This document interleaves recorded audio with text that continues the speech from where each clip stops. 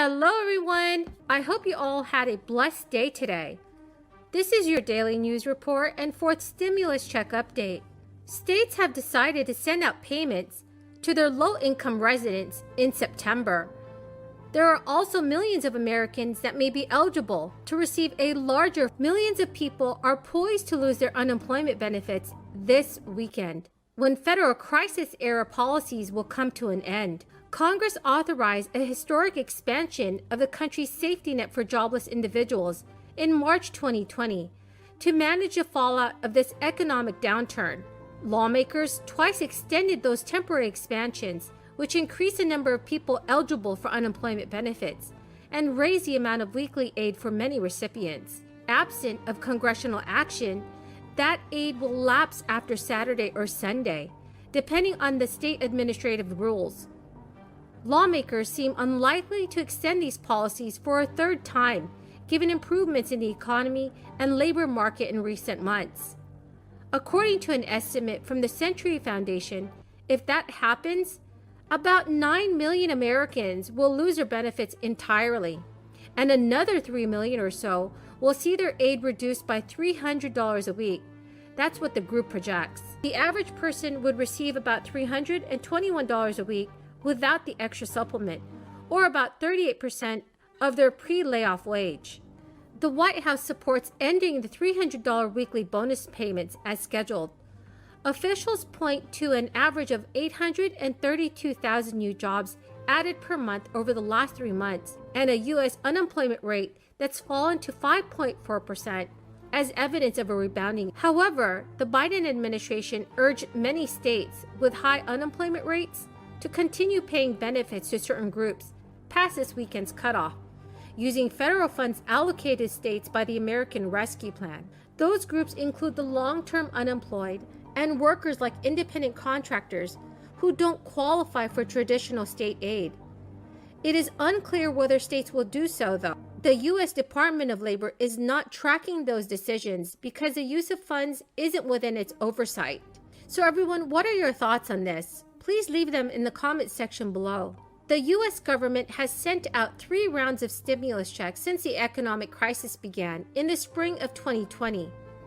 All eligible Americans received up to $3,200 from Uncle Sam, and some are still seeing additional payments from the economic impact payments. Democrats in Congress have a little over a month to hammer out the details of their $3.5 trillion reconciliation budget plan, which they plan to push through with a party line vote. But some Americans will be receiving an additional stimulus payment in September. The Internal Revenue Service has until the end of December 2021 to distribute the funds from the third round of economic impact payments, or better known as stimulus. That round of direct payments to American taxpayers was based on tax filings, like the 2 before that. But once again, the IRS had to use the prior year's information to determine how much to send. So everyone, the key word for this video is maple. Those who saw their income take a big hit during the crisis were possibly eligible for a supplemental payment. Conversely, those who were overpaid got to keep the extra money. The Internal Revenue Service has been sending out plus-up payments since April of this year and will continue to do so weekly until the end of this year. Those who had not filed a tax return in the past 2 years due to low earnings but filed this year are seeing their stimulus payments as the IRS processes returns. The tax agency has been working through a backlog caused by this crisis, made worse by a decade of budget and staff cuts. The California Franchise Tax Board began sending the first payments on the tax refund enacted as part of the $100 billion comeback plan. The first Golden State stimulus payments went out on August 27th to some 600,000 residents. However, the state tax board has around 9 million payments to send out, which it says will be issued between September 1st, 2021 and October 15th, 2021. Some states around the nation more narrowly target portions of the population to dole out some extra cash. Some U.S. states targeted those with low incomes and taxpayers who were some of the most affected financially in the aftermath of this economic crisis, while other states and localities chose to reward their frontline workers with $1,000 bonus checks or hazard pay to say thank you for their service. So everyone, that's the end of the video for tonight. I greatly appreciate all of you joining me here today, and I hope you found some of this information helpful. The ADA gives all Americans the opportunity to fully participate in our democracy, in our economy, and in our society.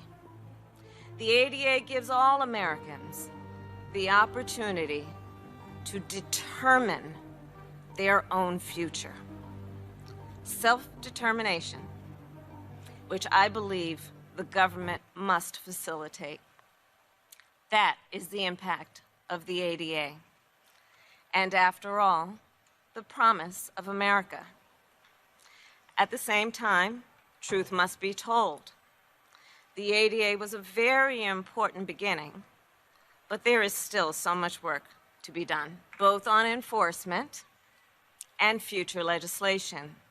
And that is why I am so heartened to see the generations of leaders who are here and remain committed to doing this work.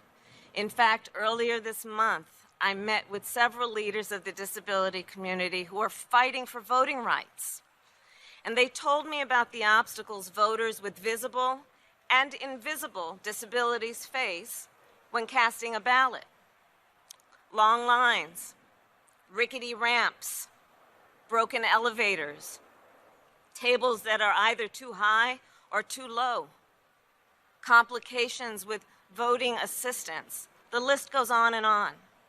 One of the leaders, in fact, said to me, she said, "Vice President, equity cannot be achieved without disability being part of the equation. This is a fight that is a civil rights fight, a human rights fight. This is about, and whether or not we are truly committed to the principles of equity in every way that we as government and as a society can enforce those important principles. And as we all know, that truth is not just about voting then. It is also about employment. It is about an education starting with pre-K, starting